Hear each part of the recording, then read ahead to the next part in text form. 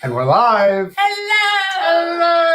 Hello. Hello, all. Welcome. It is Thursday night, Generational Change. I'm Jen. I'm Peter, and we're back at 9 o'clock. We're back at 9 o'clock. Which is where we belong. Which is, feels right. That's where the crowd usually comes It's in. when, it depends. It's always touch and go. It is touch and go. You never know what you're going to get. Yeah, well, that's like why life's like a box of chocolates. Right. Yeah, but how long do the chocolates? It also depends on who else is going live. That's true. We do our very best not to cross into our friends or anything like that. There is one thing that I do want to lead off with. Colin, could you please pull up the tweet that Michael White Chocolate Rappaport decided to put up today? He has gone and lost his flipping mind. He is gone. Mikey Superboy from Copland Rappaport really wants to get in the ring with the heavyweight champion of the world. He's like really he's Are you serious? Like, are you? Oh, he really wants it. So this is insane. So this happened earlier today. Okay. Michael Rappaport, and I quote, that's not it. The one from earlier today about after I debate Norman Finkelstein, he will never be able to show his face publicly, and he certainly will keep the Jews in Israel out of his self-hating ass mouth, I guarantee. So this is a hype man, if you will. This is a guy who really is craving attention. So funny. But I wonder if he's going to debate Norman. Was AIPAC paying him to say that? You think? I don't know. I think he's just lost his mind. But more importantly, I would actually like to watch that. Although the truth is I just can't fathom that Norman would entertain that discussion. No, I actually think that Norman should do it because I think it would be absolutely necessary. Oh, it would be absurd. Well, because let's face it, Rappaport is one of those guys who is in that Deborah Messing category. Like it totally justifies the massacre. Totally justifies it. Like you mean in terms of like low B, C, D grade acting people that are Zionists? Well, he actually went over to Tel Aviv and he tried to do comedy over there. And he thought that he was funny. He was like dressing up like I think he was mocking the real like Orthodox Jewish rabbis who are totally against this. And well, there's some. That's one particular sect. Yes. But yes, okay. So I don't know who's paying. I don't know. It doesn't seem like I don't think he's with anybody but himself. But that is so, honestly, that would be interesting to watch, but it wouldn't be, he's more like Trump. It's like Trump. Thank you, Double K. It's like Trump debating somebody. It would be like Trump debating Dr. West. It'd be stupid. It might be entertaining for people, but it would be ridiculous. I mean, it's like, Unfortunately, blows against the empire. This is a thing in South Florida. This is not a new thing. They used to say, well, you said that Mark Lamont Hill said it best, that it's progressive except for peppers. They're peppers. They're progressive except Palestine. They're peppers. And that is a very common thing. And then it always becomes a sort of defense mechanism of sorts. And we're going to get into this, obviously, with Margaret, is this whole idea of people will always show where they truly stand when the rubber meets the road. Like if you cannot have an objective conversation about Ukraine, if you cannot have an objective conversation about Gaza, you will eventually figure out where people stand, because it's very easy to have a progressive mindset when it comes to domestic policy. Why? Because the policy in this country sucks. Well, and again, so, like you say, it's a class issue. It is. Where people fall on this is really very interestingly a class issue, even within the Jewish community. It is. I mean, not like every single person. I mean, but when you look at the people, the most ardent, like Zionist, but secular Jews in this country. I'm not talking about your Hasidics that are, in your Chabad and all that people. No, but you know what I'm saying? They're definitely the, more bougie class of people, if you will. And that's just the way it is. I think there is no question whatsoever when it comes to the class war that this is front and center, because the issue of Israel definitely falls under the purview of the very wealthy white elites, particularly in the Jewish community. And so as it pertains to what they've been accustomed to being able to get away with for so many years, it really comes as a shock to a lot of them that they look at Palestinians and think, well, they're lesser than, because that's the only way you can justify this attitude. We were raised that way. But also what I want to point out is that it is only from this most privileged position that you people, I don't even know if you people out there can even fathom what I'm picturing in my head. People? You people, all of you people, in terms of just where I come from and what my community looks like you people out there in the YouTube verse. No, but what I mean is, like, when I see people, even just recently, I was looking at something that Richie Torres put out, and I looked at one of the replies that some woman made, some sycophant made, and it was very similar to what I've heard outside of my Pilates studio, which is somebody saying that they don't, as Jews, that they don't feel safe here. And I really would suggest that those people get some serious help. You need help. And also, if you really believe that and that's why it's a class thing, okay? Working class people would never be standing in my neighborhood and saying, yeah, I just don't feel safe here. It's absurd, you crazy person. So honestly, at this point, people, if you are Jewish in this country and you truly do not feel safe, end it now, man. End it now, because you are not going to survive. I cannot think of anything more ridiculous, truthfully. Yeah. Just because you see people saying mean things about you, you feel, I mean, seriously? God, that's so privileged to even just have it. Like, I sit there and think of people, like minority people who have routinely been persecuted.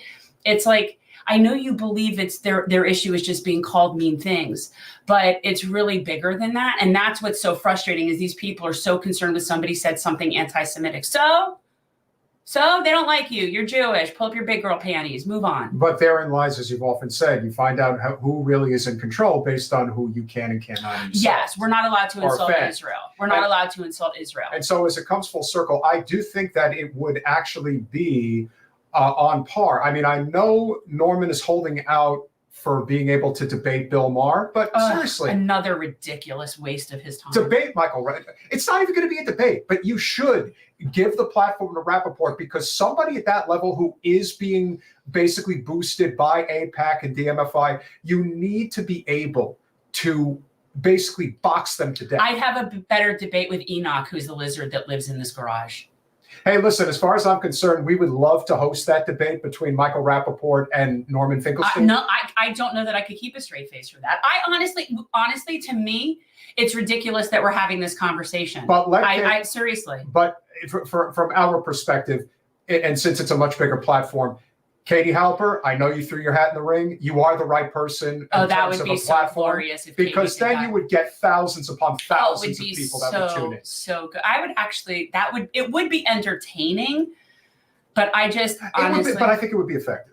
I think it would be effective. It might be effective to put somebody in their place that needs to be put in their place. Well, there's always going to be people that will insist that Rappaport is correct and that Norman is just a self-hating Jew and all that shit. But that's the problem with debates. People don't really listen. They just go in and assume their person's right. I still think there will be enough independent listeners out there that will listen to what Norman has to say and what Michael has to say and conclude that Norman is right and Michael Rappaport is a clown. I don't think Michael Rappaport has enough people that believe him that it warrants that discussion. Hey, listen, when you get desperate for money and attention, then hey, you say, hey, that's the thing.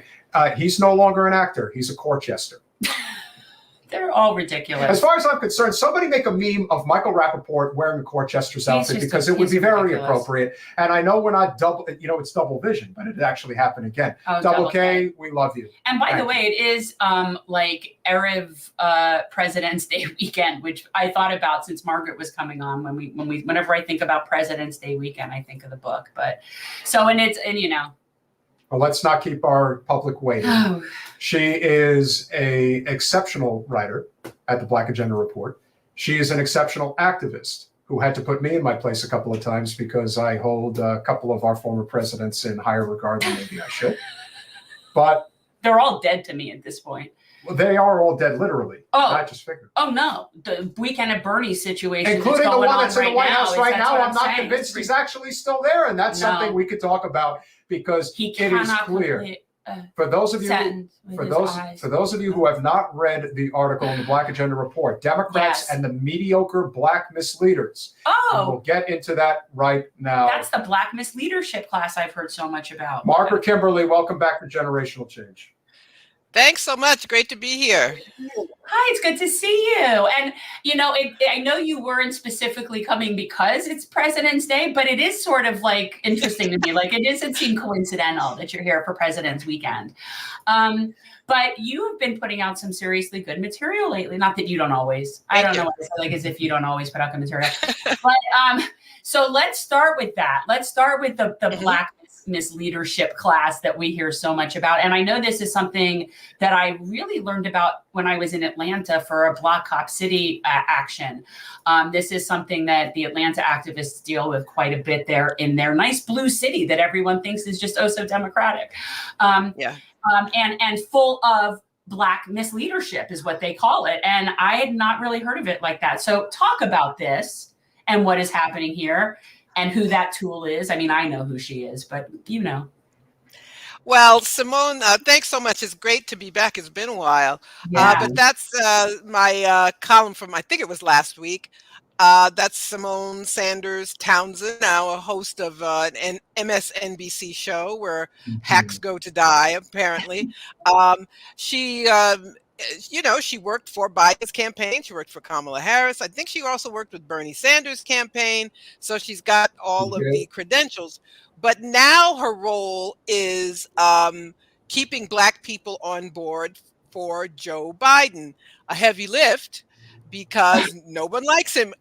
Actually, nobody ever wanted Joe Biden. He was foisted upon Democratic Party voters. And now we see the consequence of that. So she, on Twitter, on her show, she's a Democratic Party propagandist.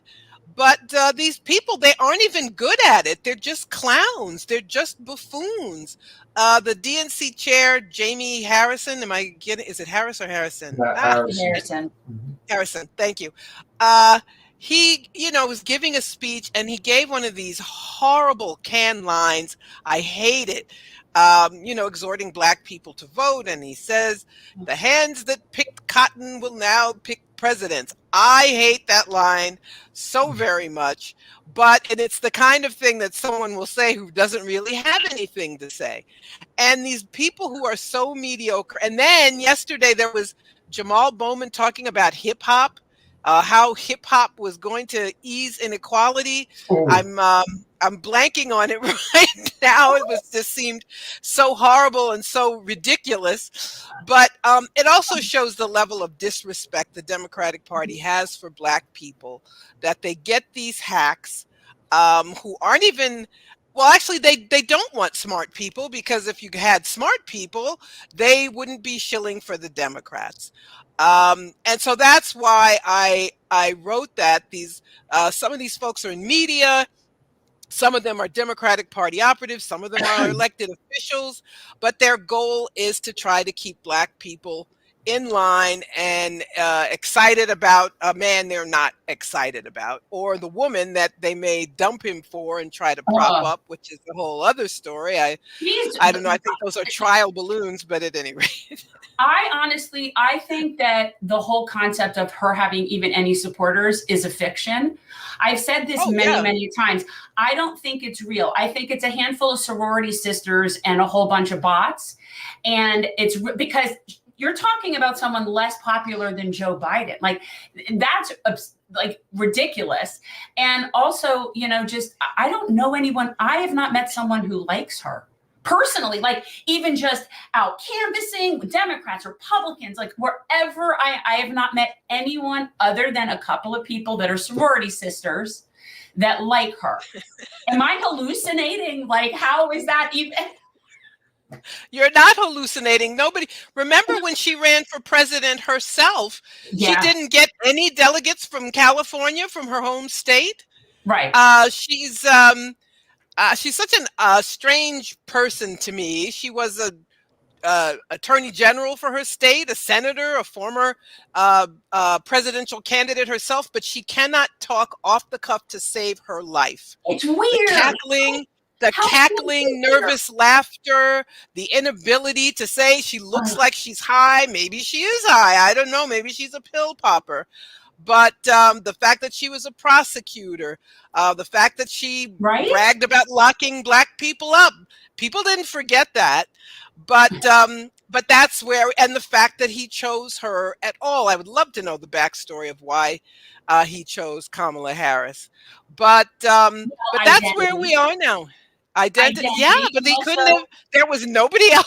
Oh, no. We know that. Well, honestly, you're talking about someone that has to be extremely vapid, and someone that has to be willing to almost be like, and is very Manchurian. So when you have someone like Kamala that comes from Camp Clinton, basically rubber stamp from Camp Clinton, so that's why he picked her. So like he had other people to pick. But I'm trying to think of, it would have to be somebody that satisfies the identity thing and is completely like malleable. Yeah, I don't, so, she's perfect. Margaret, would you say that, is it fair to say that the level of desperation is reaching a boiling point and we are so far away from the election? You look at the statistics and the Black vote, especially Black male vote, is significantly moving away from the Democratic Party. Now, obviously, a lot of them are moving to Trump. I'm sure there's reasons. That's more of a Black man. I think more Black men moving to the Trump. But I do think that, much less so on RFK's part, but I do believe that if Dr. West is able to get on the ballot in a number of key states, that is going to present a very, very tough spot for the Democratic Party. I think Dr. West could be a lot more effective than people think. Oh, absolutely. Those swing states, let's not forget Trump won in the Electoral College. It was a handful of 78,000 votes. One of many reasons to hate Hillary Clinton. She raised $1 billion and then couldn't get 78,000 more votes in the right places. But that's all you need. And I hope there is a spoiler. I don't run away from this spoiler label. This system needs to be spoiled. And I'm not sure how many Black men will actually vote for Trump. I think you'll see a lack of enthusiasm. I think you'll see lower turnout. You may see people voting for Cornel West, as you're saying, but there's no enthusiasm for Biden, and Gaza is killing him. Excuse me. Good. He and the rest of the Democratic Party think they just have a PR problem. That's all they need, is to pretend that they don't really like what Netanyahu's doing, and they'll have their friends in media say, Biden called Netanyahu an a-hole, or, but still giving them billions of dollars. No, Israel's plan is the U.S. plan. And we've already seen Black pastors, 1,000 of them, signing an open letter to Biden, telling him, doing him a favor, frankly, telling him their congregates are not excited about him because of the war crimes in Gaza. That is absolutely the case. Netanyahu can't vote for him, that's for sure. And if they think they're going to switch him out at the last minute or at the convention or some kind of cockamamie plan, but they still support what is genocide, clearly genocide as defined by the United Nations in a convention that Israel is a signatory to, that the U.S. is a signatory to. If they think they're still going to get people to come out despite this, they are sadly mistaken. Yeah, it's I really can almost see their little, consultant brains spinning and thinking, okay, look, you got 1.2 million people. Chances are that this will be resolved one way or the other. All, as my husband says, who's a physician, all bleeding stops. And so this is ending one way or another. And I actually think that the Democrats could sit there and think, you know what, even if they're all dead by then, we still have until we have time. And by then people will forget this. There'll be something else. We'll make up something new. We'll wag the dog. We'll come up with something. And I think that they're really delusional, that this is just some other PR thing that they're going to get around. And I don't see any way that they can win Michigan. And I don't care if they take Gavin Newsom and stick him in there like he's the be all end all. Nope. It's not going to work. First of all, Biden was not popular before this started. He was struggling in the poll, a sitting president with an approval rating in the 30%, maybe 40% range. He was already in trouble. And he's in trouble because he didn't do what the people want him to do. Did we get Build Back Better? No, we didn't. Student loan debt. They're coming up with all these plans to forgive debt a little here and a little there and hoping people will be fooled. The COVID era programs ended. No more child tax credit. People kicked off of Medicaid and SNAP. And this was hurting him anyway before October 7th. So even if Israel kills everybody and starts settling today, people aren't going to forget this because they didn't like him anyway. And so this crime on top of this man who's not well, and it's obvious. It was obvious in 2020 that I loved it when he tried to defend himself and said, I have a good memory, and then confused the presidents of Egypt and Mexico as he was trying to defend himself. But what does it say about the media industrial complex and how they get their talking points, and they really are just robots? There is no substance there whatsoever, and obviously some are worse than others. But this idea of full exposure of the broken system, I think, is coming to fruition now, because you can't look at what's going on and not recognize how bad this really is. I could not for the life of me understand how there were people suggesting that Biden was somehow a good president. He was a failure of a president before Gaza. Now he's a genocidal maniac. And this is something that's on a whole other level, where people are actually, they're trying to suggest that Trump is still worse than Biden. It is not going to fly. It's not going to fly. I mean, the blue, no matter who, blue mega bots, yes, it'll work with them, but not with anybody else. They keep, and it's so insulting. One of the ways they try to promote him is to say, oh, the economy's doing better, and people who don't think so are just too stupid to know. Excuse me, groceries cost too much. And you don't need, it doesn't matter that you can find some statistic about there's more jobs here or this or that measure went up or went down and it's a good sign. People are still struggling to buy groceries. It's still true that half the people in this country can't handle a $1,000 emergency. That is still true. And as long as that's true, and you give money to Israel, money to Ukraine, but when it comes to what the people need, the answer is always no. No one's going to be enthusiastic about him. Yeah. No, I love when he's standing there and explaining how we're going to give this much money to Israel to continue killing the Palestinians, but we'll apportion this amount of money for aid. It won't get in, but we'll apportion this amount of money for aid for the Palestinians. We also know that the worst Democrats in all of New York pretty much reside out on the island, and the fact that they were cheering at the top of their lungs to get Tom Suozzi back into Congress.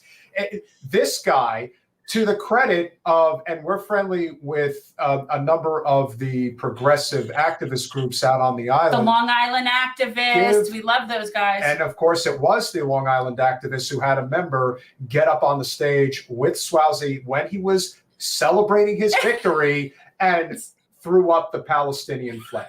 To this AIPAC whore that they threw up the Palestinian flag. And yet all of the blues are looking at this race. This guy who sat in Congress for years decided he was going to run for governor. When that failed, he's like, okay, I'm getting my seat back, because that's just how it works. There really is this level of disconnect.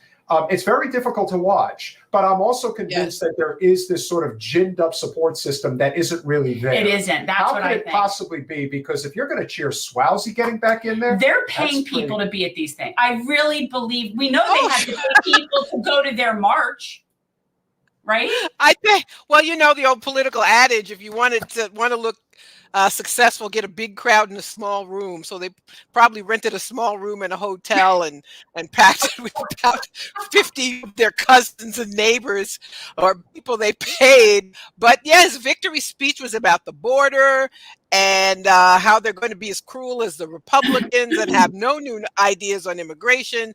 And they're going to give Israel all this money, and they're going to give Ukraine all this money, and killing people everywhere is a sign of success.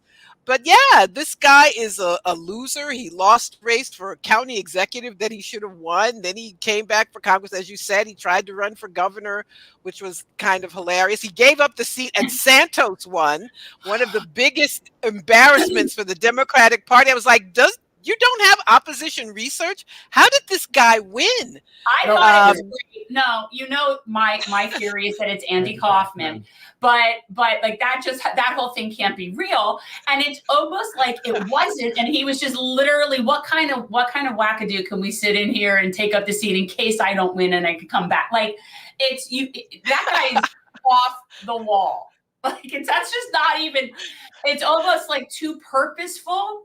That's what I'm saying. That can't be real. But I also think no, please. I was going to say there was a little local newspaper which had the story, and nobody paid attention to them. For months, they were raising these red flags about Santos, and everybody ignored them. Go ahead. Yeah, but that's the whole thing about the consultant industrial complex on that end of the spectrum.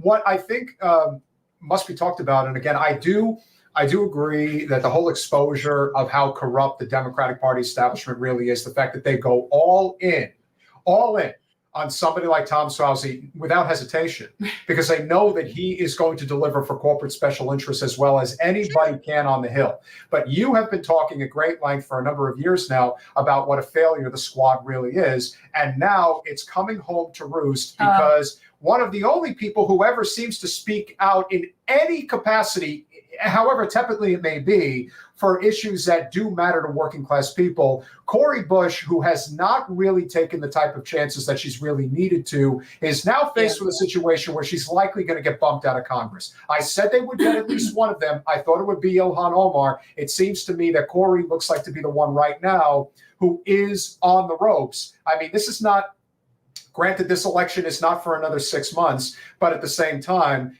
a lot could happen. With that said, this is not good. It's not a good look for her. And it's not a good look for them because they continue to suggest that maybe if we just make nice with the establishment, it's eventually going to work out for us. Yeah, I hope they've learned their lesson. I hate to see an AIPAC-backed candidate defeat Cori Bush. I don't want to see that. No. But this is what happens when you have these people who are just liberal reformers. At the end of the day, that's all they are. And they, I'm not a mind reader. I don't know what their motivations really are. But if they thought they were going to make nice and then be treated nice, well, they were all wrong. She's facing a primary challenger. The ridiculous Jamal Bowman, Mr. Fire Alarm, is facing a primary challenger. They're going to get them anyway. So they should have been, actually, I also believe, if they really fought for the interests of the people, if they really lived up to their hype, I think they could overcome these challenges. But unfortunately, they made the wrong choice.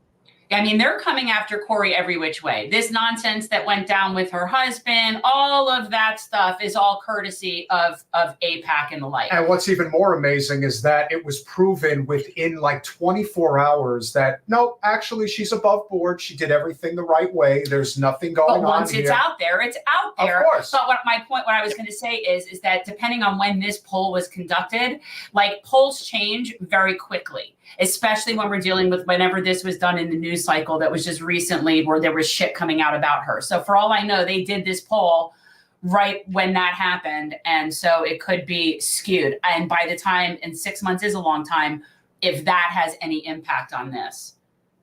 Yeah, it's hard to say, but you know, she and the rest of them, they talk a good game, but then when push comes to shove, they back their establishment. AOC, she's you know, Biden's biggest backer. These embarrassing interviews about how, well, you know, people just, they personalize things, and they, I mean, this word salad gobbledygook. You know, she is, I mean, they're setting her up for bigger things. I'm certain of that. But it's just absurd, and it just shows you the disconnect between politics and the people. That people like her, like some of these other phony progressives, are allowed to advertise themselves as progressives, which means that's what the people want. That's the sad part. They know what people want. People want a national health care system. We want the child tax credit to come back. We want the minimum wage to be higher. We want all these things that they talk about, that they claim to want. We want a lower military budget. We don't want our public money being spent all over the world for nefarious purposes. But at the end of the day, they need some of them. They need a few of them to talk the progressive talk, and then come running back at the key moment. And that's unfortunately what we're living with. The sad truth is also Corey's basically on an island. I don't see anybody, whether it is AOC, Jamal, Rashida, Ilhan, you know, Summerlee, but at the end of the day, the lack of cohesion with true left populism is why right populism is as successful as it is, because they really do band together. They really do take chances, and they don't get emotionally caught up with every little micro disagreement that exists. They realize that their cause is more important than worrying about what some lunatic like Marjorie Taylor Greene spouts off every once in a while. Whereas on the left, it's like, did you hear what that person said? Well, they have, you know, Jamal Bowman, for a while, he was making a whole career out of fighting with Marjorie Taylor Greene. And I'm like, who cares what she says? She's a joke. Why are you paying attention to her? But he, you know, now I had to look for it. It's introducing the hip hop task force. I mean, that's his latest thing. Somehow, a hip hop task force is going to do something about racial justice and economic inequality. I mean, it's ludicrous. But that would be the equivalent of like the kente cloth moment. I swear to you, like that is just so stupid. I just wonder who's actually in their ear so and making suggestions like, this is what you need to do in order to build up more support. Who does that work with? The same people who like him are the same people that would find that likable. No one knew that's so stupid. I always revert back to him because he's the best representative in the GOP. But how is Thomas Massie able to get away with what he gets away with? He doesn't meet with lobbyists. He rejects corporate money. He tells Donald Trump to go F himself. And yet he's still immensely popular and is supremely protected. He's obviously representing his constituents to the manner in which they want to be represented. So how come he can do that, and yet no one else seems to want to take that chance? Well, they could do it too, but they're just chicken poop. That's all they are. They're phonies. They're opportunists, And so they aren't serious about anything. And if they were serious, the Democratic Party wouldn't let them get elected in the first place. But then we have commentary like this from friend of the show who is on the right, base Chad Thunderjock, what a name. We the people want affordable health care, not national health care. I got news for you, pal. Single payer universal health care is the only affordable health care that exists. Everything else is bullshit. And to suggest otherwise, I think they just don't like the term of, as opposed to single payer national run. I don't think that they like the idea. It's like, what do they think? But what do people think Medicare is? I don't understand. It's like Medicare for all. That's it. That's why people have had horrible experiences with this for-profit healthcare system. The high deductibles, the denial of care, all of the things that we're told that would happen if we had the system like the rest of the world, we actually have and pay through the nose and have the worst outcomes. I mean, the U.S. ranks like 35th or 40th in the world. It's like, wait. And when people say, oh, we have the best healthcare system in the world, we do not. I mean, there are little pockets of places where you do. For like when it comes to like state of the art and some really good stuff, we do have that here. It exists, and certain people have access to that, but everybody else gets nothing. So the average person here is infinitely worse off than the average person in any other country that has healthcare. You have to remove the for-profit middlemen in between us and our doctors. That's it. It's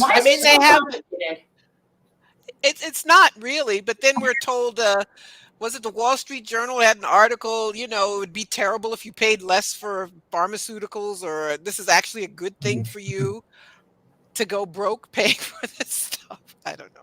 Well, of course, and we were just the other day talking about how, you've got Pfizer ads going during the Super Bowl, and, right up there with the Israel ads, let them keep putting their money. They could take out as many ads as they want. It's not going to help them at this point. No, it's definitely not going to help them. But this is why corporate propaganda is so powerful in this country. Yes. Everyone was caught up talking about Taylor Swift nonstop. I was more concerned about Travis Kelce doing big pharma ads for Pfizer and getting paid $20 million to do that stuff. As far as I'm concerned, that's the issue that wasn't being talked about. And why? Because corporate special interests like Big Pharma and private insurance pay top dollar to make sure that it isn't talked about.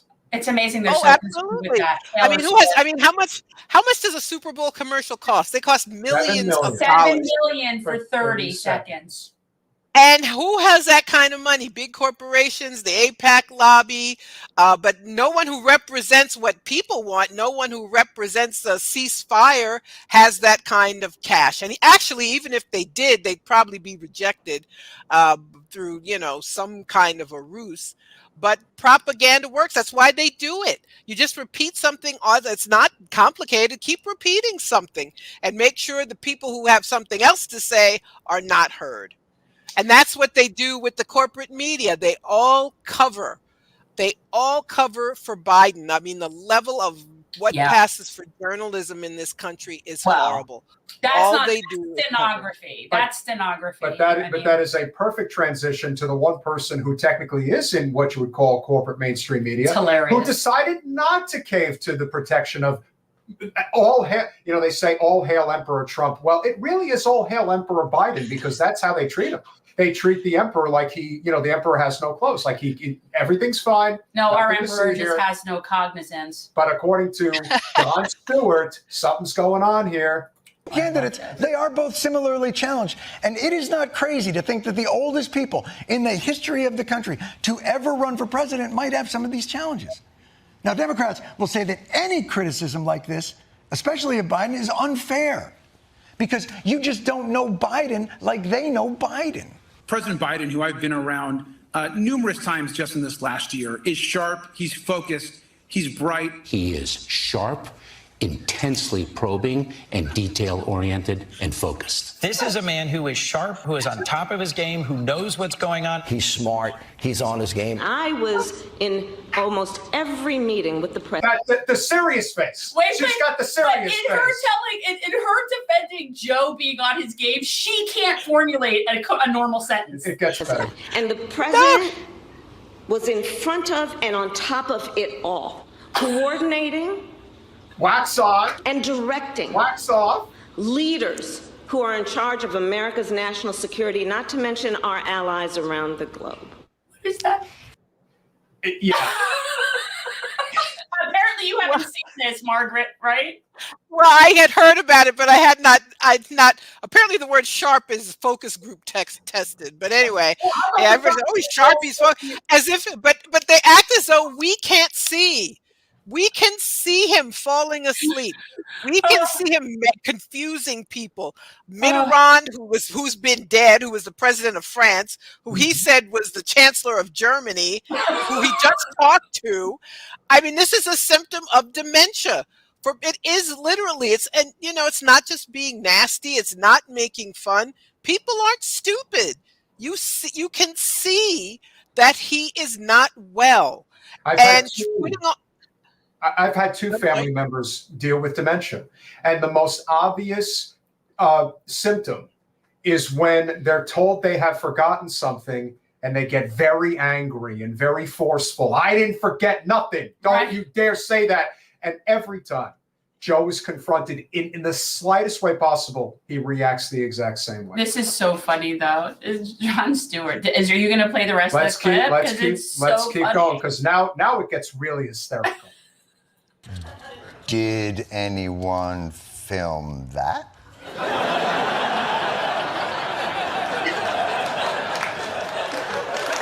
Because if you're telling us behind the scenes he is sharp and full of energy and on top of it and really in control and leading, you should film that. That would be good to show to people instead of a TikTok where he goes, chocolate chip cookie. One thing we know for certain is this. We have two candidates who are chronologically outside the norm of anyone who has run for the presidency in this country, in the history of this country. They are the oldest people ever to run for president, breaking by only 4 years the record that they set. The last time they ran, they are at the age. They are objectively old. They're at the age. There are no more age-related milestones to hit. Look at me. And let me just say before we continue, he has been equal parts Trump bad, Biden bad, yet it's only the Biden supporters or the Biden sycophants that are angry. The people who support Trump, they're like, People who support Trump probably don't watch Jon Stewart. Well, it's. I mean, they stand by their guy. They do believe in him. Yeah. I think there's the blue mega types. They're just trying to fool themselves and fool the rest of us. Right. And they believe that they have no other option except for this man to be president. And because if you say we can have a different choice, then you're saying we should go against the Democratic Party oligarchs. You are saying that the fact that he was president in the first place was a dirty deal. So rather than own up to any of that, they say, well, we have to keep going down this hole. We have to keep going down this rabbit hole. There's no other choice, because if we tell the truth, oh my God, what might happen?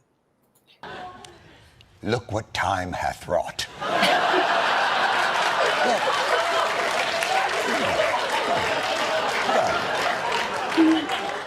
Give the kids a treat of the lunar surface here. Look at this.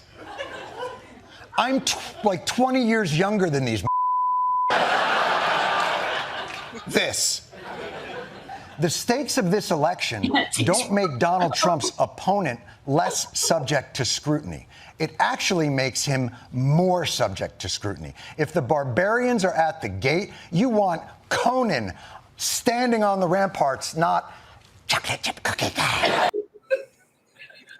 Can I just say, the fact that he so seamlessly went back into this, the fact that he had been out since was it 26? 9 years. 9 years. He's been out for 9 years. So I don't know if you had seen, Margaret, that apparently Biden did a TikTok to reach the young kids and something about chocolate chip cookies.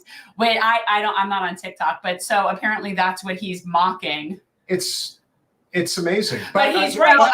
It's a good point. But what he makes is a very good point, which is when you have somebody like Trump that you're saying is so horrible, then that's when the person on the other side really needs to, bring it, right? Like, that's not when you say, listen, Trump gets confused too, but he does not have dementia. No. He's of sounder mind than Biden is. Yeah. And that's not to speak well of him or to defend him. It's just a fact. I do not get the feeling that Trump is out of it when he speaks. I don't like what he says. But it's obvious to me he's healthier. I totally say the best things, though. Believe me, it's really great. I say great, funny, credible, tremendous things. He does. Well, I mean, he does come off like he is not right. I mean, he doesn't come off demented. He's not turning around and shaking hands with invisible people. Right. I mean, it's true. I mean, Biden, to me, it's been like Weekend at Bernie's elder abuse from the beginning of this. But if there is one silver lining to this, the fact that Trump's not going anywhere, he'll run from a prison cell. The fact that Joe's not going anywhere, he'll run from Bethesda Memorial if he has to. He'll run from the cemetery. The fact is, this is kind of what it's going to take to really break through with millions of people to finally say, yeah, I've had enough of the two-party duopoly. I think that's what it's going to I hope so. I don't think we should be afraid of this crisis that the country is in. It is necessary that people are seeing the cracks in the system, that it's clear the system doesn't have legitimacy, and that it's being held up with propaganda and collusion with the corporate media. It is not a bad thing for this to start falling. Well, it is falling apart, and for people to see this big difference between the two parties doesn't exist. I mean, to defend Biden by saying, well, Trump would be killing people in Gaza too. What the hell is that? It is. Right? I hear that. I think that's like the most insane thing. Like, really? Double K is one of the most amazing supporters of our channel. And the only true benefit to having a Democrat in the White House versus a Republican is who makes potential appointments when it comes to labor. And maybe you want to argue judges, but that's about it. And even that's a very gray area. But see, okay, so even if I go with that, and now I'm looking at Joe Biden, who brought in people like Elliot Abrams and Victoria Nuland. So if you're going to be bringing in Elliot Abrams, and by the way, he was brought in as something diplomacy, which is like, honestly, so it's like, if that's the Democrats bringing in that guy, then what does it matter? Then clearly it's like, it doesn't matter. Yeah, but and my whole life I've been told, if you don't want to vote for the Democrat, you have to anyway. What about the Supreme Court? What about the federal judiciary? They screwed that up. Oh, yeah. They screwed it up. Hillary Clinton screwed up and lost. They had been and sometimes they would deal with the Republican about these judicial appointments. Biden did that when he was chair of the Judiciary Committee in the Senate. He worked with Republicans to get some of their picks in, all this horse trading to get people in. And now they're trying to pretend they can do something about Roe v. Wade. It's like, no, you can't. So if they actually got big enough majorities in the House and the Senate, would they codify Roe, or would they do what Obama did in 2009 and suddenly say, oh, it's not a big priority for me? So people have not forgotten any of those things. No, and let's not forget that when they talk about things like appointments, why didn't Obama convince Ruth Bader Ginsburg to retire? Why didn't Obama fight harder for Merrick Garland? Why did he roll over and play dead when there were like 8 months or whatever it was? It doesn't matter how many months, whatever.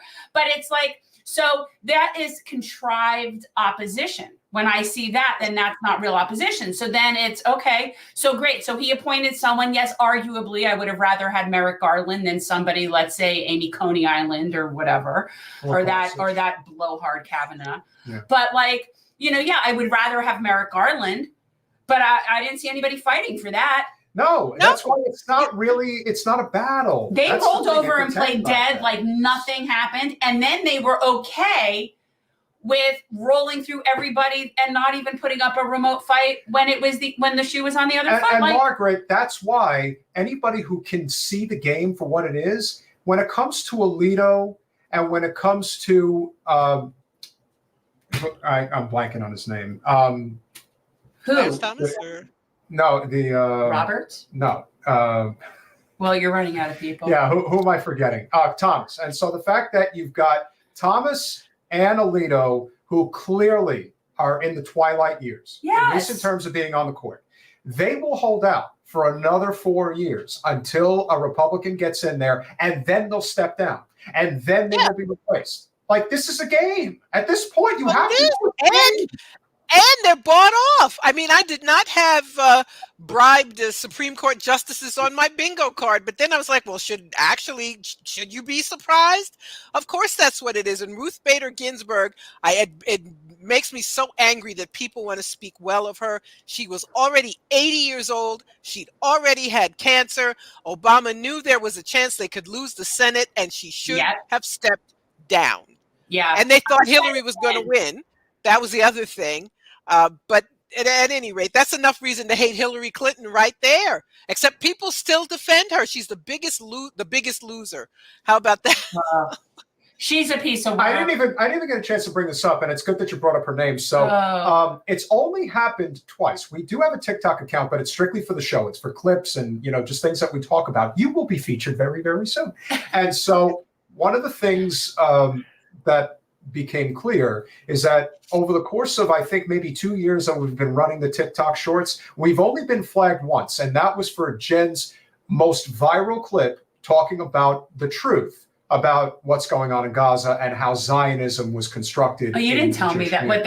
I didn't know I got flagged. Yeah, that got flagged. And now eventually the clip has been seen over 300,000 times. We've gotten over, we're at 50,000 likes and 2,500 It's probably me on comments. some sort of friggin' tirade. I've been having that a lot lately. About it. I'm direct. But that was the only time that happened until today. And then? So our video critiquing Hillary Clinton calling Tucker Carlson a Putin agent or whatever the hell it was, we put that up there to say that Hillary Clinton was wrong. And for some reason, that violated community guidelines and that got pulled. Wow. Hillary Clinton's reach is still insanely deep. It's the media companies. Well, because it's all the people that all hang out at Davos and all own that shit. They're all friends. The RFK family member who doesn't even have a Kennedy name, who is out there talking about my cousin this and my cousin that, and he's so terrible. And this guy spends every opportunity to go to Davos. That's what he does.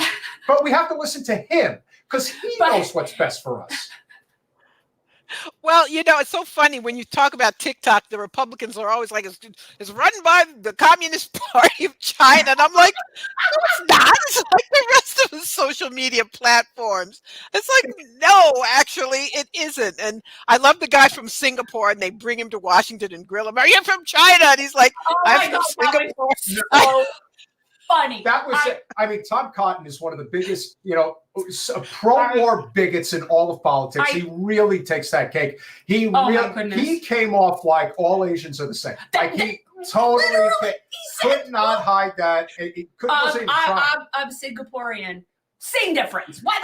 So are you Party of China? Honestly, what I wish more people got to see that needed to see that, just to see how unbelievably stupid our people are that are in Congress. But I would imagine as a Black woman, you would much rather have your bigots be honest about it than to sweep it under the rug and be like, I love you guys, and I'm behind the thing and saying that shit. Right. To me, just be transparent. Well, that's how I feel about the that's why I don't mind hate speech. It's just speech. Speech is speech. I don't mind it. I have to tell you, I believe Lindsey Graham is more honest than Bernie Sanders. He says he doesn't care about the people of Gaza. He says he doesn't care if they're all killed. Bernie Sanders, never says the word cease and fire in the same conversation. He wants a nicer Zionism, and Zionism just isn't nice. So Nope. Lindsey Graham actually is the more honest of the two, in my opinion. Yeah, but and then now look what we're seeing. We're seeing that the Republicans, albeit for completely unrelated reasons as to me, are the only people speaking out against like the war stuff. Like everything is in the bizarro world. Like I'm sitting there and I'm finding myself agreeing with something that Matt Gaetz is doing. I still think and then I'm like, okay, see, now this is something. But I'm still convinced that a big part of that, and this is why when people talk about rigged elections, there is nothing that compares to the 2016 Democratic primary.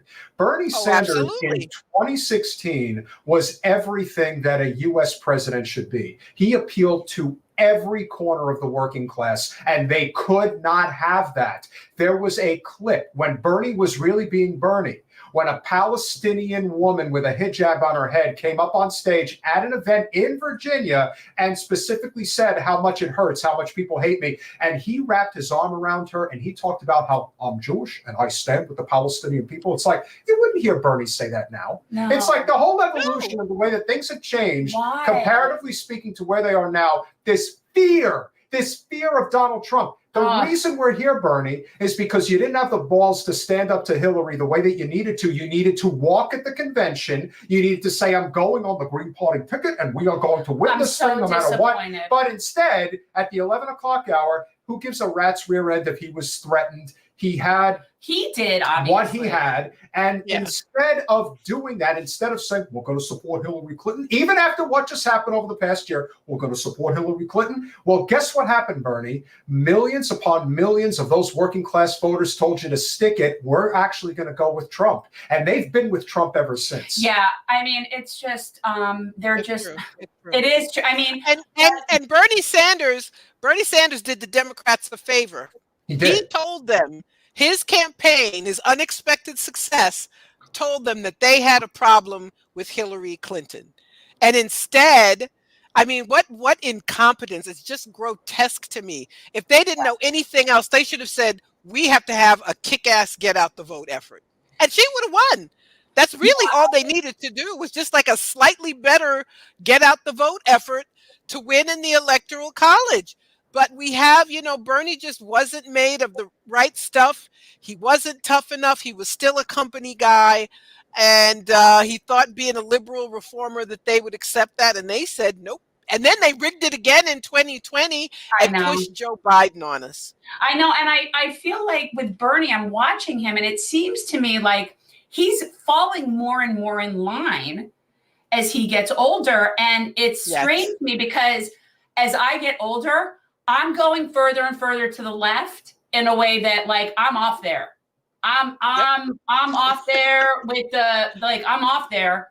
And I don't understand how he's getting further. I guess it's just weird. Like And the other thing, he's been bought off. He's been bought off by the Democrats. And as they move further to the right, then obviously he does too. I don't know. I won't agree. Listen, we agree on a lot. I'm not going to go there. I just think he is a very tepid, forgiving person, which is ultimately a failure in the political arena, which is why in a state like Vermont, which is hippie heaven, you can get away with something like that. You can't get away with that on the national stage. And I will tell you, because I don't think I've mentioned this before, I actually got into the delegate room at the convention in Philadelphia.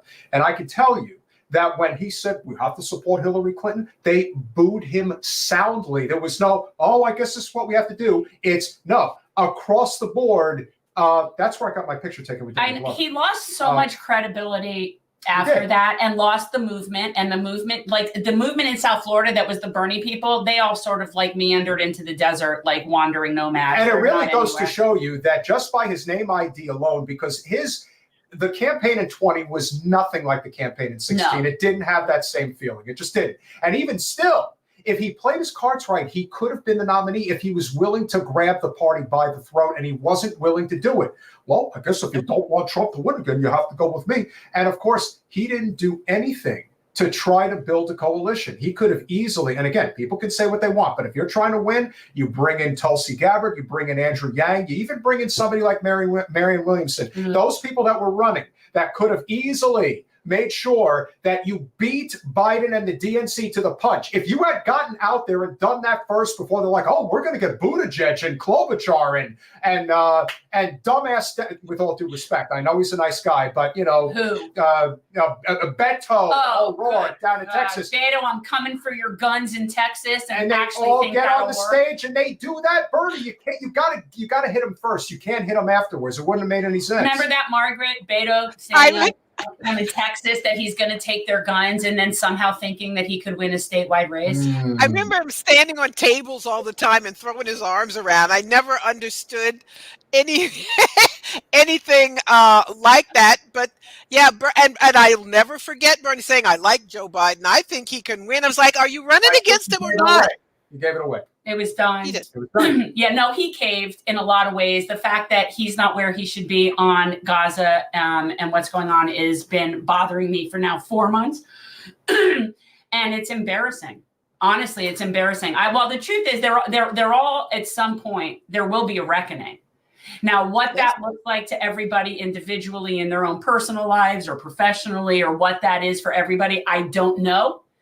But the people that are on the wrong side of this, there will be a reckoning. You've said for the longest time. We're all going to pay for it. There's going to be a wider war, because the same people who thought it was a good idea to blow up the Nord Stream pipeline are directing this foreign policy, and they do not understand the rest of the world.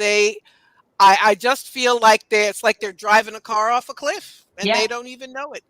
Yeah, 100% agreed, and that's why it's important that we do continue to have these conversations and keep our coalition, however it looks, intact. What are we supposed to do for President's Day, Margaret? What do you do? Like, first of all, what are your first of all, the thought of President's Day? Go. What are your thoughts? Like, it's got to be just ridiculous to you, yes? Yeah. Well, it's like, you better get to the bank Friday. I mean, I don't know. It's like a silly holiday. Makes people buy my book. You could read Presidential. It's only 200 pages. You could read it in a day. But I think about where we are now, where this political system is, the fact that we don't have a democracy. I think people need to actively, consciously stop using the word democracy. I think it's very, very important. Trump can't get rid of a democracy that doesn't exist anymore. Thank you. Excuse me. That's what I would say. It's like they're like, and even when you were saying before about spoilers, you can't spoil something that's already rotten. No. I will. But what I will say, you look back on, and again, I told you I thought that Teddy was the best president that we've had, and I had my reasons in terms of why I think his pros outweighed the cons. But the one thing that no one ever talks about, I do believe that the worst president this country's ever had, who has been given a complete whitewash throughout history, is Woodrow Wilson. And one thing that a lot of people do not talk about is the 2012 election, which was maybe the most consequential election of our lifetime, maybe in our history. And I say that because it's what ultimately led to the Federal Reserve. It's what led to World War I. There's a lot of things that came. It's not just the first movie that was ever aired in the White House was Birth of a Nation. Yeah, we can point to that and know how terrible it is. But in terms of policy, it was atrocious. Now, the 1912 election was an election in which Teddy Roosevelt decided to run in the Bull Moose Party. But what a lot of people don't recognize or never talk about is the fact that he actually ran in the GOP primary against President Taft. And he got the delegates, he got the votes. But at the convention, the delegates screwed him and said, we're still going with Taft. Are you actually sitting here and lecturing Margaret about presidential history? I'm just making I did. Although I have to say, I did not know this. So please go ahead. So okay, well, party, but he never rode a moose. He never rode a friggin' moose. I contest that. He never rode a moose. That was totally Photoshopped. But the fact is, he went the right way. And if he was the nominee, he would absolutely have won a third term, and that would have completely rewritten history in God knows how many different ways. But the point is, if you guys have not looked up the 1912 GOP primary, it's 2016 all over again. He got the votes. He was able to successfully. But they said no. They said no. We're the delegates. Or in that case, you might as well just call yourself super delegates. Yeah, we know the voters, we know the people want Teddy, but we want Taft, and that's the end of it. And that's why he started the Bull Moose Party. It's not because he thought, oh, I'm done with this and that. It's like, no, he tried the conventional way. They said, F you, it's not happening. Like Kennedy is doing. So imagine how much different 2016 could have been with Bernie. I know. And in the information age, with a social media age, he could have pulled it off on a third party line. I have no doubt whatsoever. Absolutely. He could have made history. He could have made history in a good way instead of living with this, years long debacle, from 2016 until now. I just feel like the country has really declined in the last 8 years. And then I'm not saying it's just because Trump was president. How did he get to be president? Because of what happened to Bernie. It's the trajectory that we've been on, and they're just riding it. It's not like that's the thing. It really doesn't matter who's sitting there. This is a capital situation. And when you see that and you realize that they're all fundamentally in this, like, it doesn't matter. They all work for the same overlords. And by the way, we are 1,000% on the same page when it comes to LBJ. He absolutely is another one who has had a whitewashed history. He was infinitely worse than any president post FDR. You could make for me, the only president who truly is worse than LBJ since FDR is George W. Bush. I swear to God, it's like ranking venereal diseases, Margaret. It's like what? It's like I think the things are best when the people act on their own behalf. It is public mobilization. It's popular activism that gets us what we need. And whoever they put up there, we can't lionize any of these people when you have a disconnected populace. And of course, people are disconnected because the political system does less and less for us all. That's when you get the horrible people are truly horrible. So I think the moral of the story is that we have to be mobilized. Yeah. Final thought before you go. What do you foresee happening over the course of this extremely chaotic year in the political arena? I have no idea. I still say Biden will not be the nominee, that they will find a way to get rid of him, but it won't work. And that person will lose anyway. That is what I foresee happening. And I unfortunately predict a wider war for the U.S. on several fronts. That's what I do too. By the way, you not look very cheerful. So cute with the keffiyeh. By the way, thank you. I listen. I wear it all the time. The least I can do is wear it. And you've got your red earrings, and you've got it going on. You always got it going on. Thank you so much. Always a pleasure, guys. Make sure you subscribe to the Black Agenda Report and check out Margaret's book, Presidential. Please, it's a great one. Tremendous book. Thank really you, great. Margaret. Thank you both. Bye-bye. Always one of our favorites. Love and her. always will be. She's so lovely. Pulls no punches, and that's what it's about. You just got to tell the truth, and that's why Bernie was so successful, because he just told the truth, and that's what people are so desperate for. And when he's just lost it now. Yeah, and when people wonder, oh, how could Donald Trump? It's easy, because when the system so thoroughly breaks into so many pieces, you're gonna get somebody like him. History has shown that this is how it happens, and history is showing right now that Trump is the least of our concerns. We live in a country that doesn't have health care. We live in a country that doesn't have a living wage. We literally have people like, I hate to keep bringing him up, but Bill Maher continuing to do podcasts insisting, we totally took it. I wish I could do it. No, don't. But guys, seriously, check out Margaret's book, Presidential. I did Audible, and she does her own Audible. So it's really nice. It's like getting a nice little private lecture by Margaret. And what's cool is every chapter is a president. So even though, yes, the book is in chronological order, you could just be interested in looking up this person, and like, you don't have to read it in any order. And it's really cool. I really liked it a lot. It was very informative. It made me hate all the presidents. The other thing about Teddy, which is so interesting, is that he was not tall. He was the one exception. He was like 5'8", and he had a fairly high-pitched voice. He's one of the earliest presidents who had audio recording, but he was just so ahead of his time. And yes, he did a lot of bad things, but he also did a lot of great, not good, great things. And that's why I'll always have respect for him, because he cared about this country in a way that very few others didn't. And when he got screwed by the establishment, he was the only person. You want to say that Lincoln also did? I'll give Lincoln his due, because he did run in a party that basically didn't exist, and he became the president. These are people that genocided people. That's like true. You're splitting hairs over something. Like, it doesn't. They all just basically massacred people. The very few people that are ever willing to challenge the corporate order, which is on a whole other level compared to the way it is today. Although maybe in some ways it's still simple. Who? I'm just saying, back at the turn of the 20th century, you had the robber barons, but you didn't have the ability to get information out there. That's why everybody always talks about the Great Gatsby, and why the power of who's the gentleman? I'm forgetting his name. The one who was basically the war Nick? puppeteer. No, he Jay Gatsby. I don't know what it's you're not talking Jay about. Gatsby. Nick is the narrator. I'm blanking on the guy who controlled the narrative in the Great War, who basically said, you're going to prison. We will make sure that you go to prison if you question our efforts against Germany and just Prussia.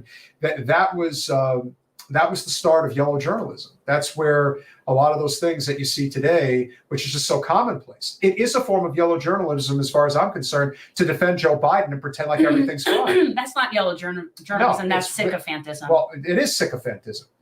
But it's a sickness. It's a but cult. It's so deliberately misleading and lying. Yes.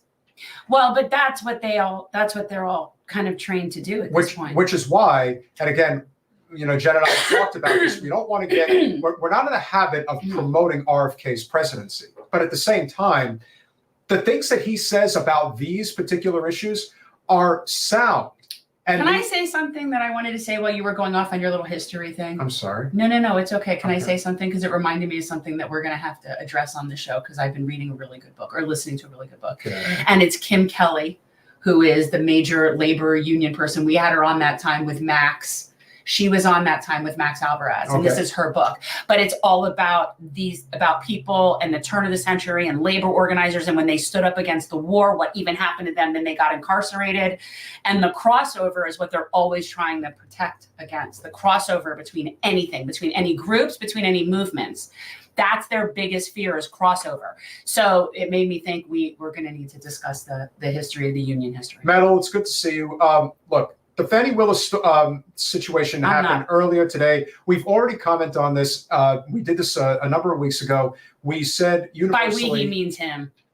No, we talked about this. I just don't care that much about it. No, what I'm saying is that Fannie Willis definitely committed improprieties. This is not even up for debate. And the fact that she apparently was in the courtroom today and said, and I quote, I when I ran for my first race, I actually pocketed a considerable amount of the money that I ran for. I'm like, what are you, incriminating yourself in the court of law?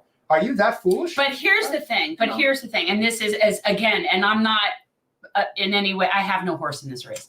So my point is, even if she goes away, let's say she goes away, they're still going to prosecute the case. Like, I don't see how in any way, shape, or form, and it has no bearing on him, on Trump, or his, like, that's just garbage that they're trying to distract. But the reality is, if it's true, fine, she needs to, deal with that. But here's the thing. Is the case going to get thrown out? Almost impossible that it will get thrown out, in the sense that, but not because of this. No, but is it likely that this will be dismissed and get retried, and that will get delayed significantly? That's the much more. They're not going to have it dismissed. They can exchange counsel. Why do you people not understand how this works? Okay, so if he's being prosecuted by, and my understanding is what, it's the state of let the lawyer talk. Whatever municipality, state, county, whatever this particular. Again, I hate following the Trump crap. She's just a cog of that, right? Like, the state or the entity is the prosecution, and the person that they sit at the desk is who gets assigned that case. So her being taken off of this, even if she's the head person of that, does not negate anything having to do with the case, because the case has nothing to do with her personally. The case is state of, or whatever, town of, city of versus asshole. Right. That's the case, right? So her not being there is irrelevant. William Randolph Hearst. Thank you. That is who it is. Yes, maybe the biggest propagandist who ever lived. I'm going to go with actually the people that have been in charge of Israel. Actually, throughout history, I have not ever seen better propaganda. Well, the level of, listen, William Randolph Hearst basically started the war machine. Like in so many ways, he really did. Like that is, it cannot be overstated how big of an impact he really had. Because when you talk propaganda, I honestly, like, to me, like, Goebbels had nothing on Israel. That's the one thing I could say about, like, you know, some of these people, they really took it to the next level. Like, kind of like we do as a country. Yeah. You know what I mean? Like, there was slavery prior to our country. Sure, there was a thing. But then we really kicked it up a notch. It's the same thing about in Israel. So, all the things are just... And the whole point about Fannie Willis and Trump, the system is wholly corrupt, like significantly corrupt. And that's the thing that I think a lot of people miss. And this is one of the reasons why I do talk about RFK, because when it comes to these particular issues, he's really sharp on this and he's really spot on. So we're going to play a clip right now regarding what the whole premise of the war in Ukraine is all about. Okay, but can I say we need to get a disclaimer whenever we play RFK that this station is not... We are not endorsing him for president. I am most definitely not endorsing him for president. Not for somebody who's in... Listen, he may not be endorsing what's going on in Israel. Yes, he but is. Silence speaks volumes. What silence? He said Palestinians I said that the Palestinian people are privileged people. I didn't say... I know, it's effed up. I can't. So that's why it bothers me that we're giving him play. He wants to talk about it. How can he get this so correct and get what's going on in Gaza so wrong?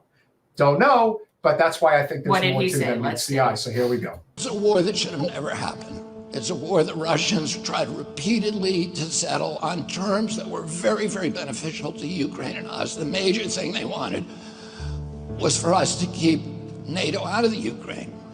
The big military contractors want to add new countries. This is who runs the country and who runs the world. And so if anybody disputes this fact, you don't know what you're talking about, and you're completely lost. The major four companies that you see here on this list right here, these may be combined the four biggest financial contributors to our Congresswoman, Debbie Wasserman Schultz. Yeah. This is who gives her money. This is who gives a lot of these representatives money. Now, she, of course, takes that kind of money hand over fist, but a lot of others are willing to take a little sprinkle here and there just to remind everyone who the big players really are. So when everyone is out there concerned about, oh my God, we can't have Trump. Oh my God, we can't have RFK. Oh my God, we can't have Biden. This is who's in charge. This is who calls the shots. Now, you could say that the billionaire class makes sure that these organizations get their money. Yes, they do. But they ultimately dictate policy. And for anybody who thinks that... Well, it's them. It's a lot of the big organizations. It's whether it's the Israel lobby, the military industrial complex, big pharma, big agra, Wall Street. Like, I mean, there's definitely a group, you know, but obviously... RFK twinge in your voice right there. I'm having a little frog. Yeah. Frog. Would you like me to patch on the back? I'd rather you not. All right, let's keep going. To NATO all the time. Why? Because then that country has to conform its military purchases to NATO weapon specifications, which means certain companies, Northrop Grumman, Raytheon, General Dynamics, Boeing, and Lockheed, get a trapped market. In March of 2022, we committed $113 billion. Just to give you an example, we could have built a home for almost every homeless person in this country. We then committed another $24 billion. This is problematic to me. So he's, of course, not talking about MMT. No, he's giving the either or narrative, the pie narrative. He is explaining this from the perspective of making people feel it's an austerity mindset. And that is problematic. Whenever people are talking about it, like from that perspective, I find that perpetuating a mythology that keeps us trapped. And, you know, I just, that really bothers me. That's a huge thing too. Actually, that's one of the main things. And I agree with Grumbine on this. If somebody is not right on this, then it really doesn't matter how they are on anything else, because if you're still seeing it like a pie, you're not coming at this from the right perspective. Even if you're not lying deliberately, it's still bad form. You should know better. If I know better, you should. Let me tell you, when it comes to like numbers and math and economics, I don't even understand the game spread, and it's been explained to me so many times. Just don't. And it's like, I will never understand those things. But like, if I can understand this main issue, then he should this is somebody who's extremely bright, that really needs to know this stuff. And when you start playing that, what it does is it plays into the fear mind of who you're trying to convince. And Bobby, think about how many libertarians you could turn if you were actually honest about how economics really works.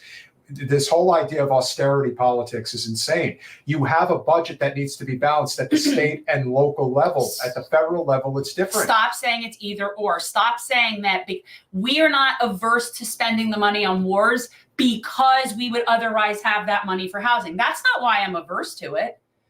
A, we have the money and can have housing. And B, I'm averse to it because I'm averse to it.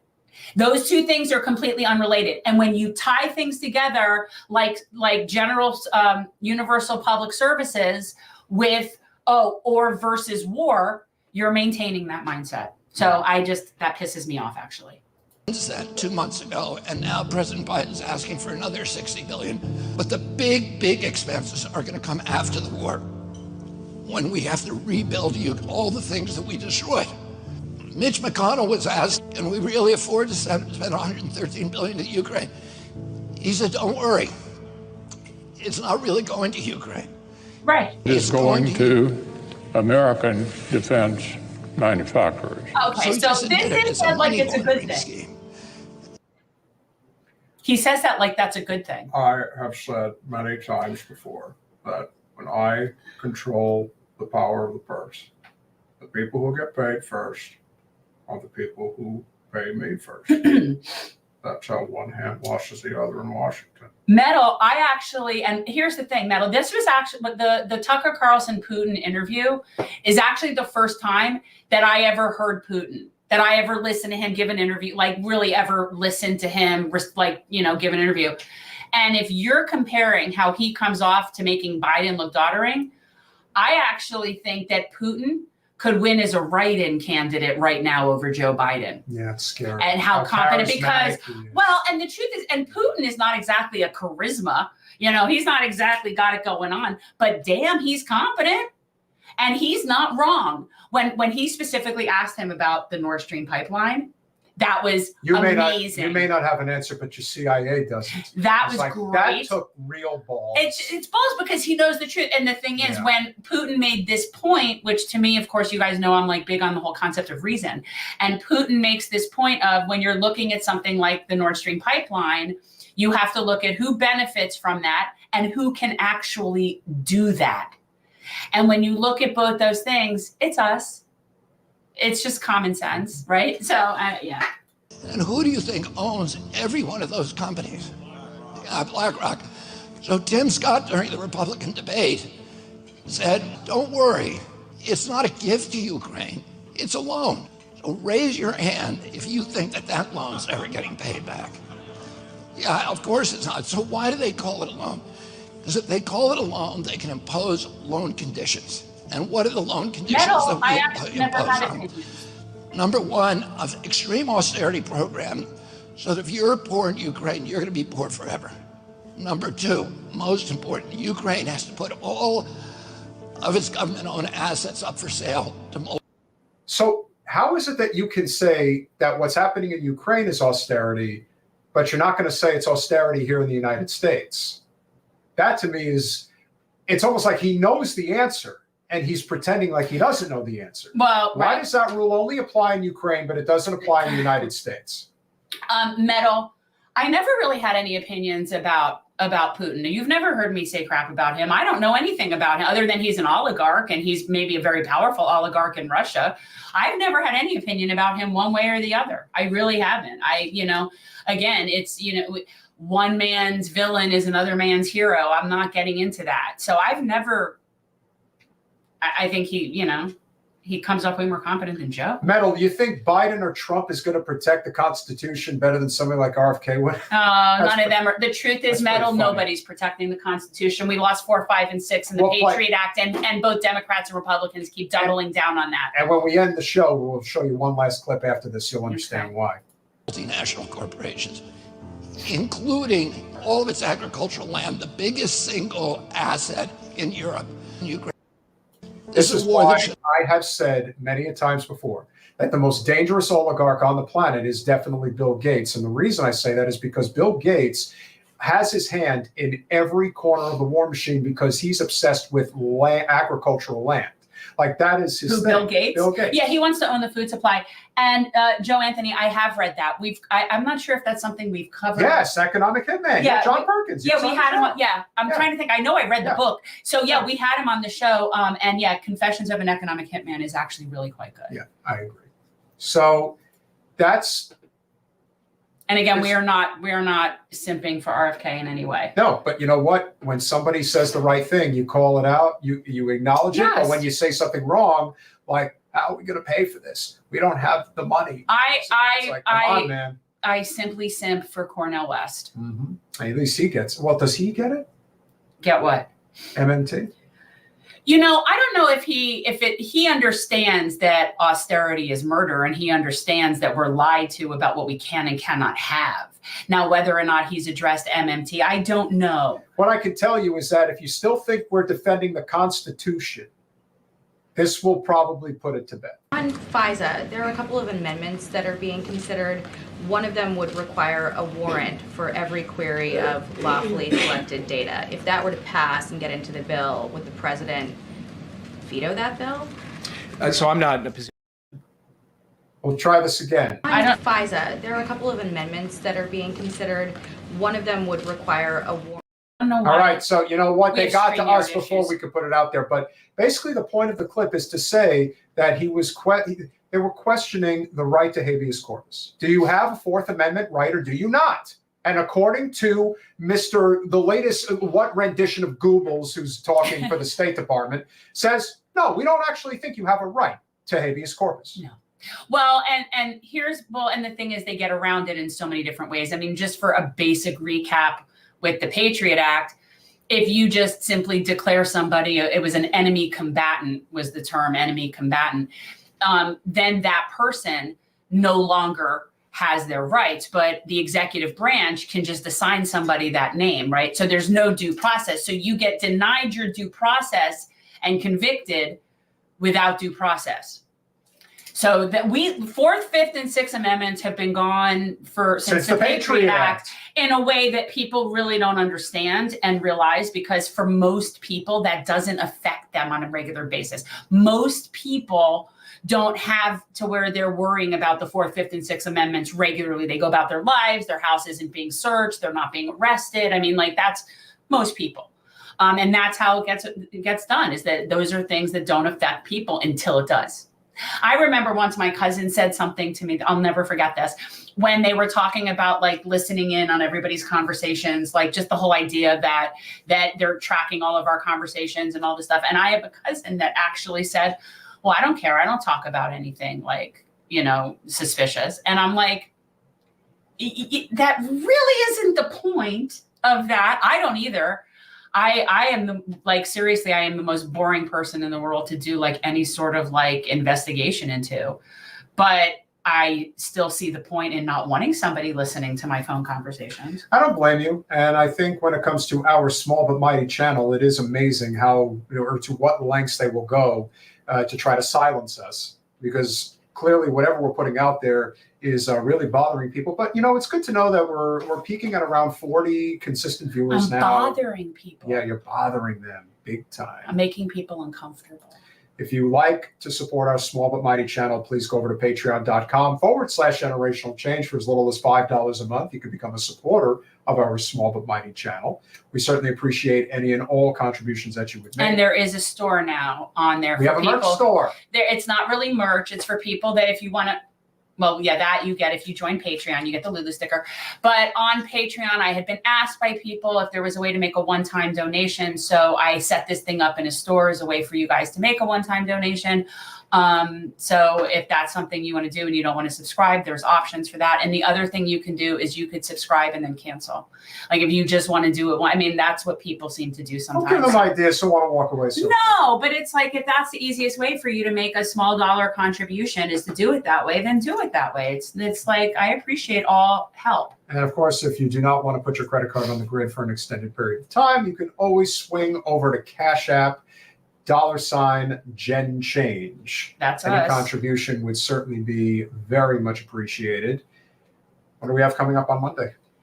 Harvey K is going to be here on Monday. So we are going to be talking about the 21st Century Economic Bill of Rights, which is really important. We have covered it before. It bears repeating, and there's a lot of different aspects of it. But the sort of the recap is it's the final part of what FDR's New Deal was. It's sort of the completion of that in terms of healthcare, jobs, housing, different things that were not in that first New Deal. So that's what we're working for. I mean, essentially, we call it different things. It's like, for me, it's just this idea of general justice, but it's economic justice. We also have our guest for next Thursday, at least one. We may have more. We are going to finally have on Carissa Explains Nothing. She is one of the more prominent digital media commentators on what's going on, particularly with Israel-Palestine. She was the one that did the viral vid. We're white liberals. We're white liberals. We've seen a lot of those other ones popping up recently. So she really hit a spot. It's been viewed, I think, several million times. And good for her. I'm going to try to potentially get a couple of others to come on as well. Anyone who's fighting the good fight right now. We all need that. And, for everybody who's here tonight, I think we definitely have cultivated a small but mighty audience. And, it's always nice to see. I appreciate it for sure. New people showing up, and all of you guys. Yeah, Jonathan, I think ultimately, and Jonathan, don't know if you're new to the show or not, but we look at it this way. If Kennedy's on the ballot, if Jill Stein's on the ballot, if Dr. West is on the ballot. It's all good. It's all good, and it actually is showing very consistently in polls that almost, I think, if I'm doing the numbers right, 30, 72, 70, almost a quarter of the vote is now consistently going to third parties. That's a big step in the right direction. Yeah. That's a big step. And I've said it before, like if I was against the wall and it was Trump, Joe, or RFK, yeah, I would vote for Kennedy in that case too. Like if that was the menu, then yes, I would. And recognize that they're all wrong on some things and he's right on a couple of things, and whatever.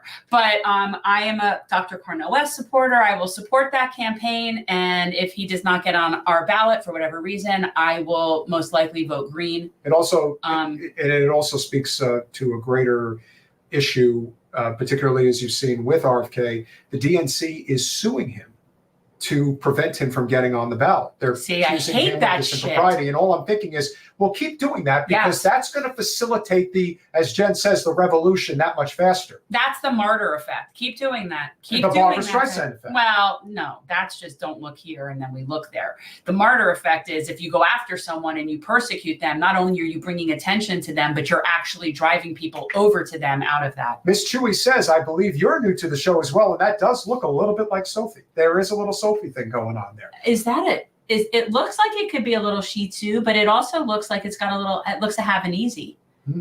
That's a little have an easy, or it's a have a poo, or a something. Miss Chewy, is that a have an ease? Could be. It could be. It looks like a little, it's not, yeah. Make sure you are subscribed. Make sure you click that bell. Make sure that as soon as our live is finished, that you go and leave a comment. Let us know how we did. Anything we could do to improve. Suggestions for guests. Bring back old friends. All those things that we don't be mean, but I don't see it even if you are. Make sure that you are subscribed on Instagram and Facebook. If you guys want to know where the real crazy Zionists go to make comments about Jen and give her shit. You guys want to defend me on Facebook and stand up for my honor? I don't care really, because I haven't been on Facebook in like 3 years. Yeah, you definitely ticked off a few of them with the watermelon outfit. I had my little watermelons on for Valentine's Day. So Jen Perlman on Facebook and at Jen. Miss Chewy. I'll put that up in 1 second. Generational Change on Instagram. And my mom subscribed. You're a Miki. What's a Miki? A miniature. A Miki. What's a Miki? Do you know what that is? I don't know what a Miki is. A Miki. My mom subscribes to your Patreon. That is, well, Miss Chewy, it is great to have you here. It's a family affair. I think it's great. I like that. And you know, we're dog people. I mean, I'm all animal people, but particularly dog people. So make sure you guys go and subscribe there. That would be tremendously appreciated. Yeah. To Travers, as always, Schultze, Metalopoly. Forward us, guys. Share us. It is always great to have you all. The self-care maven, Randall Giovanetti. You know what it's proving, though? Double K. My watermelon psychological warfare is working. That is, because that really gets to the... Apparently, it really does. Base Chat Thunderjock. We always appreciate you, even if we disagree. Jonathan Rossler. I appreciate you just for your screenshot, your face, your thing. My face? No, Base Thunderjock. I like his. Oh, well, yeah. Well, you know, it's the guns. Yeah. Joe Anthony. Jay Bogues. Rogant. Yeah, we got some new people in here tonight. We're very appreciative. And of course, remember just to click that, subscribe, click the like button, make sure you subscribe and click the bell. That's all we ask. If you want to donate, it's appreciated, but we're not money whores. We're not going to ask you every 5 minutes for money. If you want every episode we do. We do, and that's it.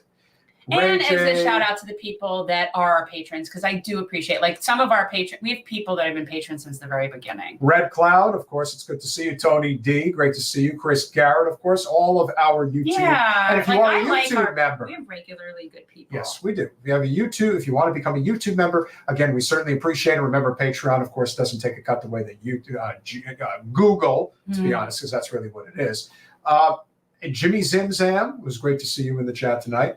I think that almost covers most of the commentary. No Tony Clifton today. No, Tony Clifton did not show up, although Tony Clifton could be there and just didn't end up actually saying anything. I mean, that is entirely possible.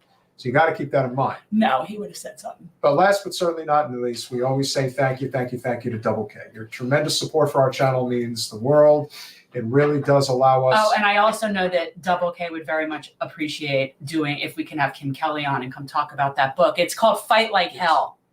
The name of the book is called Fight Like Hell, and it's a history of labor unions in this country. But the perspective and how she writes is and I'm doing the audio, you guys know, but it's really done well. Like if I were reading it, it would be hard to put it down. Like it's definitely written well, and she's just amazing. So I'd love to have her on, and we'll do a nice little historical deep dive into labor, because I think that we haven't really done that. Have we done that? Aha! A Mickey with a chin-chin, a Maltese, and a Papillion. Very cute. Very cute. We're definitely fancy. We're definitely dog people. We're dog people, and I definitely have a very fancy dog myself, so I do know what fancy dogs are. Amen to that. So yeah, I was just thinking we haven't done that. We've never really done a good dive into labor, history stuff. Have we ever done that? I think we've done some of them. We could always have Max come back on. Well, Max, this book that Kim wrote kind of reminds me. Definitely talk a lot about the labor. Yeah, but especially being in Wisconsin. The book's written really well, people. Fight Like Hell. 9:00 on Monday. We have not figured out the time for Thursday yet, but we are getting ahead of the curve a little bit, which is good, which is what we need. Do all those things we ask you to do. Smash that like button, share, subscribe, Happy share. President's all Day. Those things. Yeah, happy President's Day. Well, we'll be back on Monday on President's Day. Come on, man. And you think we'll have well, I'm sure we'll have something interesting to say about our president. If he's still the president. And take with that what you will. We'll see you Monday.